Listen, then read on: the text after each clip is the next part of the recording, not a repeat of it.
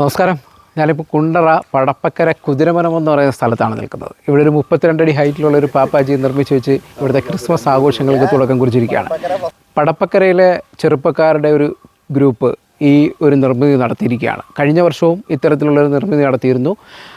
ജനുവരി, അതായത് നമ്മുടെ new year 2025 വരവോടുകൂടി ഈ പാപ്പാജിയെ കത്തിക്കും. അങ്ങനെയാണ് ഇവിടുത്തെ ക്രിസ്മസ് ആഘോഷങ്ങൾക്ക് വിരാമമാകുന്നത്.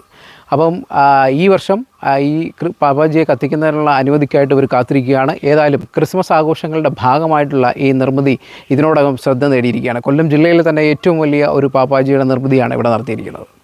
പടപ്പക്കര കുതിരമുനമ്പിൽ സെൻറ്റ് ജോർജ് കുരിശടി കഴിഞ്ഞ വർഷം ഇത് കണക്കൊരു പാപ്പാജിയെ ഉണ്ടാക്കിയിട്ട് നമ്മൾ വെച്ചിട്ടുണ്ടായിരുന്നു.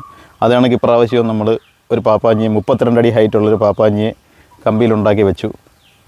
അനുമതി എല്ലാം കിട്ടുകയാണെന്നുണ്ടെങ്കിൽ ഇപ്രാവശ്യം ഇതിനെ കത്തിക്കും എന്ന് കരുതുന്നു.